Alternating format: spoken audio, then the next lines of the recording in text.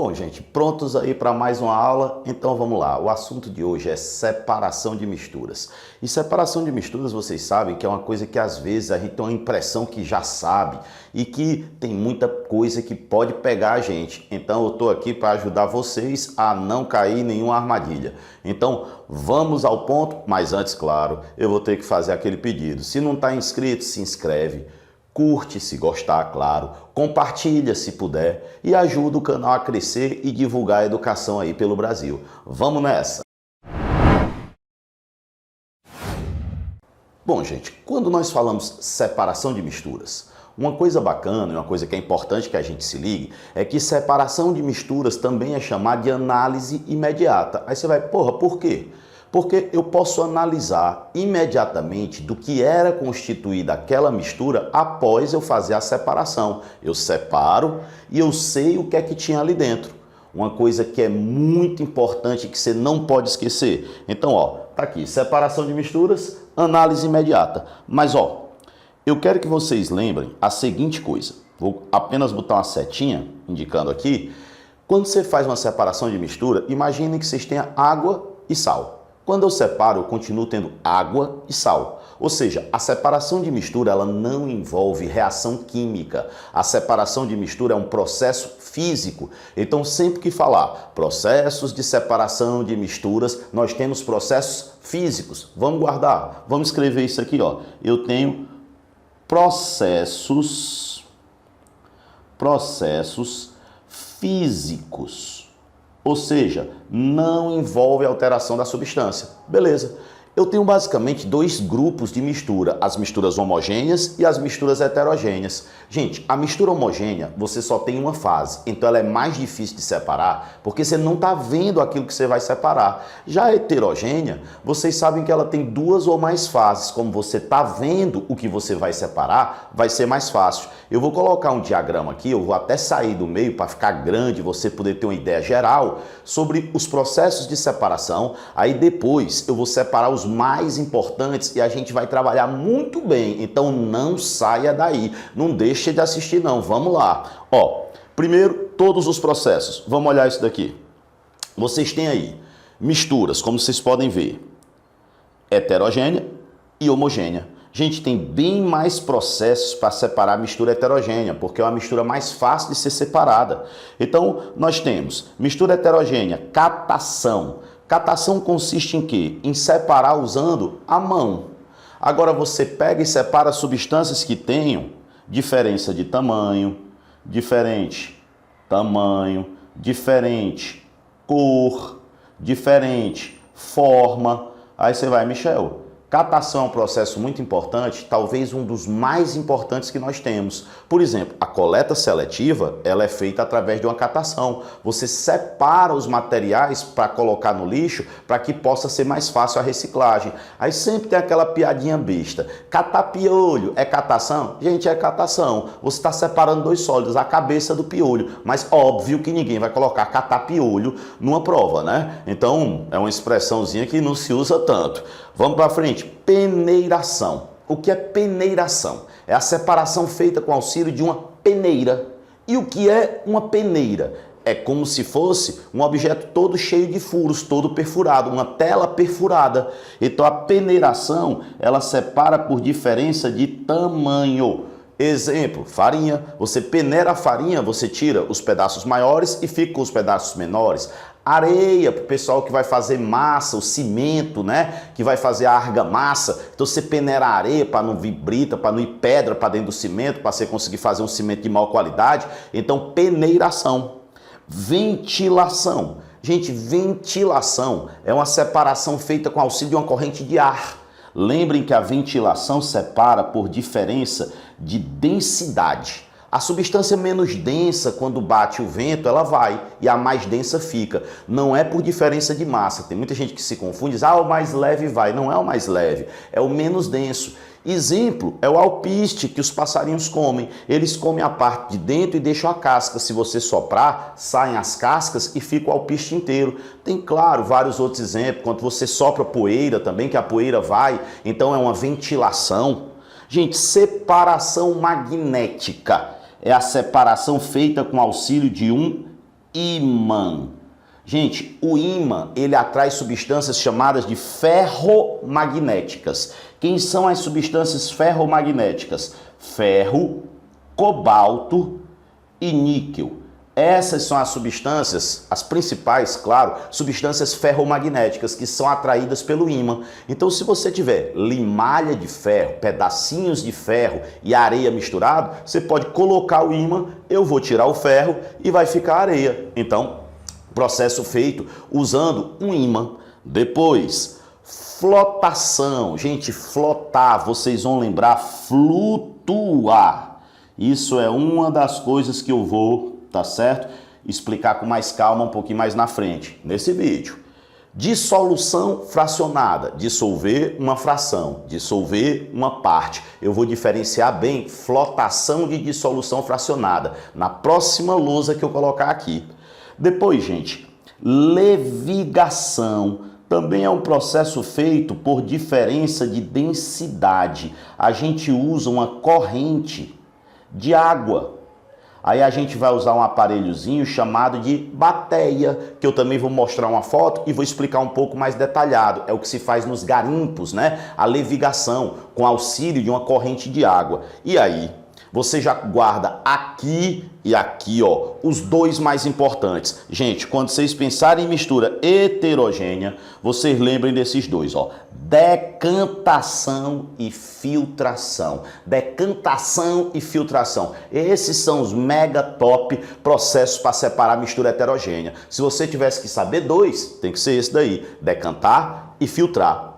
Mistura homogênea. Quando a gente vai para as homogêneas, gente, falou mistura homogênea, eu quero que tenha aqui, ó, destilação. Então, falou homogênea, destilação. Ela pode ser simples, se eu tiver sólido e líquido, e ela pode ser fracionada se eu tiver uma mistura de líquidos. E também o Enem está pegando bem na parte de extração. O que é extrair? É tirar uma coisa de dentro da outra. Agora, vamos pegar os principais processos e vamos estudar isolado. E ó, você vai entender tudo, vai ficar muito claro na sua cabeça. Vamos nessa, vamos junto. Primeiro, vamos diferenciar flotação de dissolução fracionada. Eu vou colocar dois recipientes, um primeiro becker bem aqui.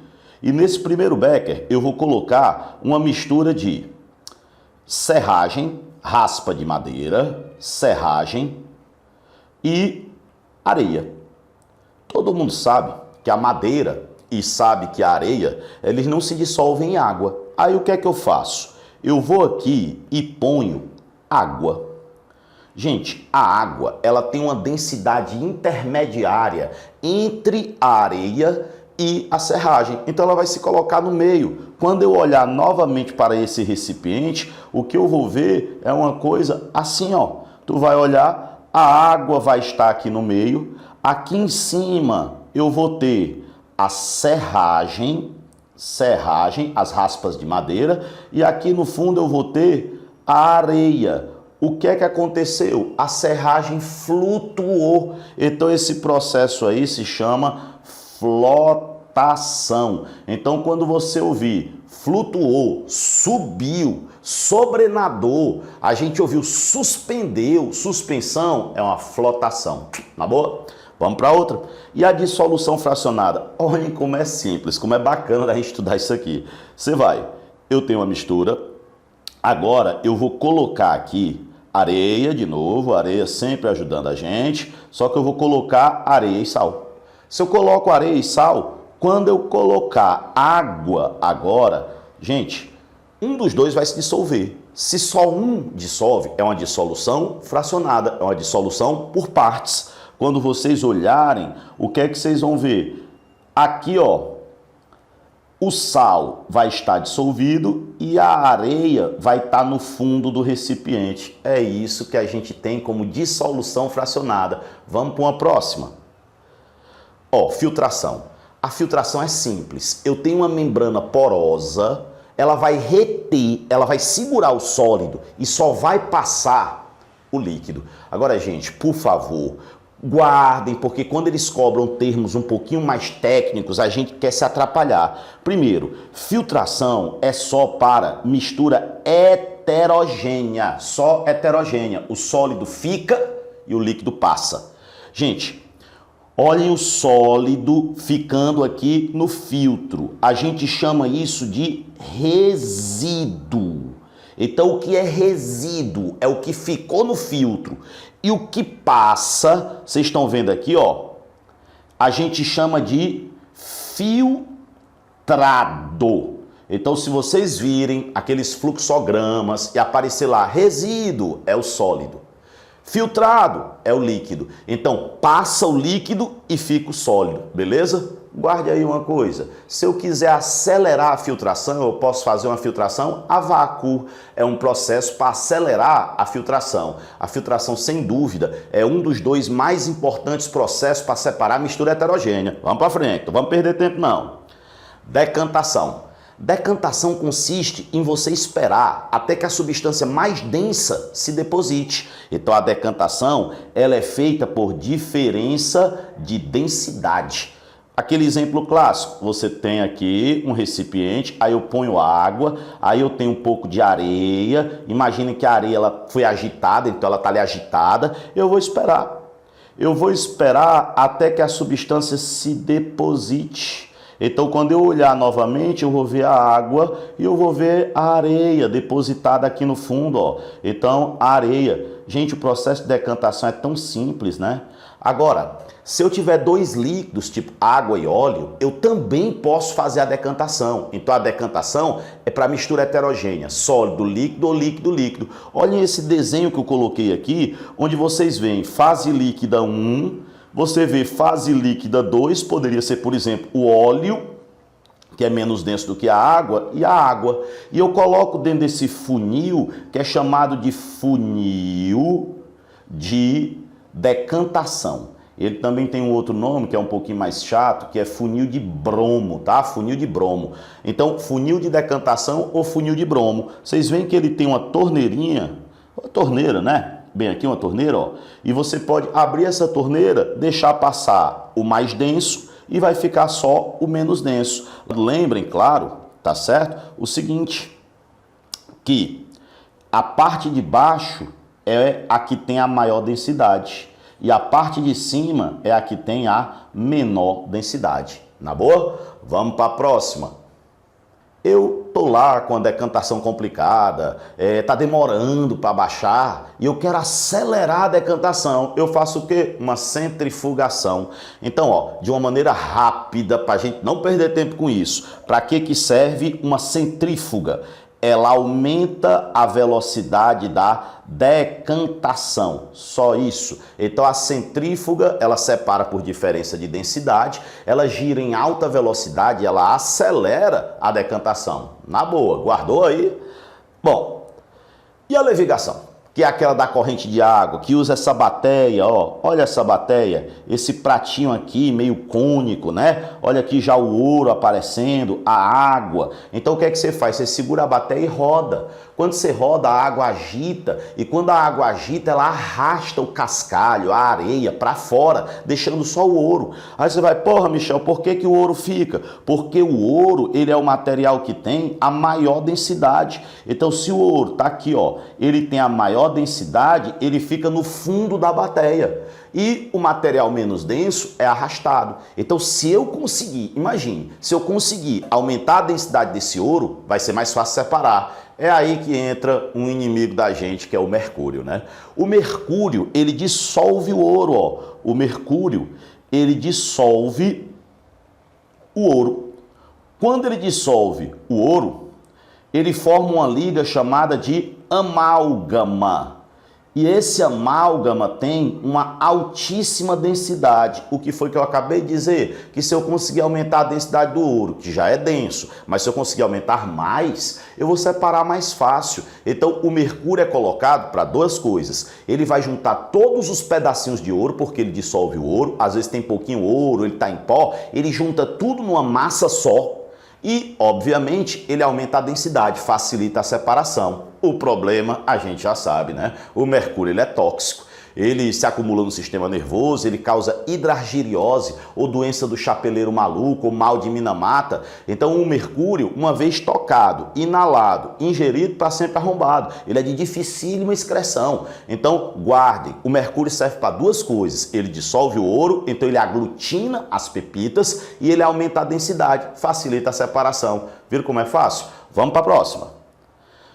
Eu quero que vocês agora lembrem dos processos de destilação. E para a gente lembrar dos processos de destilação, eu tenho dois. A simples e a fracionada. A fracionada é para separar líquidos e a simples é para separar sólido de líquido. Então, vamos começar isso aí vendo a destilação simples. Gente, o aparelho de destilação ele é importantíssimo, tá? Então, olhem. Eu tenho nesse aparelho um bico de Bunsen, que gera o aquecimento, uma tela de amianto que distribui o calor. Eu ponho a minha mistura bem aqui, então eu vou pôr, por exemplo, água e sal. O que é que eu quero que vocês entendam? A destilação, ela separa por diferença de ponto de ebulição. Então, a substância que tem o menor ponto de ebulição, ao ser aquecida aqui, ó, ela vai passar para o estado gasoso. Então, lá vai a substância que tem o menor ponto de ebulição, passando aqui para o estado gasoso. Ela vai entrar aqui nesse aparelho chamado condensador, vai ser resfriado e vai cair aqui, ó, na forma líquida. Então, ela passa para o estado gasoso, ela condensa e ela volta para a forma líquida. O que eu quero que vocês entendam é que quem vem para cá é quem tem o menor ponto de ebulição, tá certo? E quem tem o menor ponto de ebulição, que passa pelo destilador, a gente chama de destilador. Então é o destilado. Por quê? Porque passou pelo destilador, foi destilado. E a substância que fica aqui, ó, que sobra, porque vai embora o líquido, aqui sobra, bem aqui, tá certo? Vou representar aqui com esse pretinho. É chamada de resíduo. Então, o que sobra é o resíduo. Gente, o resíduo é quem tem o maior ponto de ebulição. E quem tem o maior ponto de ebulição são as substâncias mais pesadas, né? Quem tem o menor ponto de ebulição são as substâncias mais leves. Então, ó, o mais leve vai, o mais pesado fica. Água e sal. A água vai, o sal fica. A água é destilada e o sal é o resíduo. Pegou legal? Vamos para frente. E a fracionada? Gente, tem um vídeo aqui no canal muito bacana sobre combustíveis fósseis. Eu vou colocar aqui para que vocês possam acessar depois, quem ainda não viu. E uma das coisas importantes é a destilação do petróleo. A gente sabe que a destilação fracionada, ela separa por diferença de ponto de ebulição. E, obviamente, o petróleo é o líquido, é a mistura que mais se usa a destilação fracionada, ou pelo menos é a mais falada. Então você tem várias substâncias no petróleo e que quando você aquece, primeiro vai sair aqui, tem um menor ponto de ebulição, lá em cima, ó. Então, nesse sentido aqui, lá em cima da torre de fracionamento, quem vai aparecer lá é quem tem o menor ponto de ebulição. Quem tem o menor ponto de ebulição são as frações mais leves. E se são as frações mais leves, tem as menores atrações. Por isso que o ponto de ebulição ele é menor. Menores atrações. Sempre vale lembrar que quando a gente pensa em petróleo, as substâncias foda do petróleo são gasolina, querosene e óleo combustível. São os combustíveis, né, dos transportes. Gasolina, querosene e diesel. Sempre lembrar, separa por diferença de ponto de ebulição. Os mais leves vão e os mais pesados ficam. Quem fica é resíduo, quem vai é destilado. Bom, gente, nós não podíamos, né, terminar um vídeo de separação de mistura sem falar de extração, que é um processo que vem se repetindo no Enem. O que é extração? Aliás, o que é extrair? É tirar uma coisa de dentro da outra. É um dos processos mais simples da gente explicar. Tipo, quando você coloca água para fazer café. É claro que ali tem um filtro, que a água vai passar pelo pó e depois pelo filtro. Mas quando ela passa pelo pó, ela extrai as substâncias do café. É a mesma coisa que acontece quando você faz um chá. Você coloca água e a água ela extrai as substâncias do chá. Então isso é extração. Beleza. Tem um muito importante. Todo mundo lembra que na nossa gasolina aqui no Brasil, por lei, nós temos que ter álcool. Então, se eu colocar aqui, ó, uma proveta e nessa proveta eu disser para vocês que eu tenho álcool aqui, vamos colocar essa proveta, fechar ela aqui, proveta graduada, olha as graduações aí, eu tenho vários tracinhos e eu vou colocar a gasolina, representar a gasolina de amarelo. Eu vou colocar aqui, ó, 4 tracinhos. Então pode ser 40 ml, pode ser 4 ml, mas está aí a gasolina, 4 tracinhos de gasolina. O que é que nós sabemos? Na nossa gasolina, nós temos álcool. Se na nossa gasolina nós temos álcool, a gente sabe primeiro que a gasolina ela vem do petróleo. Então a gasolina ela é apolar, tipo de força intermolecular. A gente vai ter dipolo induzido, né? Já o álcool, ele é uma substância anfifílica. O que é que significa ser uma substância anfifílica? Que ele tem uma parte polar e ele tem uma parte apolar. Então ele é capaz de se dissolver tanto na água quanto na gasolina. Ele pode se dissolver nos dois, ele tem as duas partes, ele tem as duas propriedades, ele é polar e apolar. Beleza? Então o que é que a galera vai e faz? Poxa, joga aqui dentro água. Se eu puser água, a água a gente sabe que ela é fortemente polar, ela é o solvente universal. E o que é que vai acontecer? Se eu olhasse de novo assim, para essa minha proveta depois de um tempo, o que eu iria perceber é, gente, primeiro a gasolina ela fica acima da água. Vocês sabem que se o petróleo ele vaza, ele vai para cima da água no oceano. Então a gasolina é um derivado do petróleo, ela sobrenada, ela fica em cima. Muito bem. Então eu passaria a ter, eu vou botar minhas graduações aqui, ó, os tracinhos para a gente contar, legal. E eu vou passar a ter o quê? A água, bem aqui. Essa aqui vai ser a água que puxou o álcool. Sabe, pô, Michel, mas por que a água puxou o álcool? Porque a atração entre a água e o álcool é polar-polar. E a atração polar-polar é muito mais forte do que a atração apolar-apolar, que é a que existe, que é a dipolo induzido existente entre a gasolina e o álcool. Então a água vai lá e ela chupa, ela extrai o álcool de dentro da gasolina.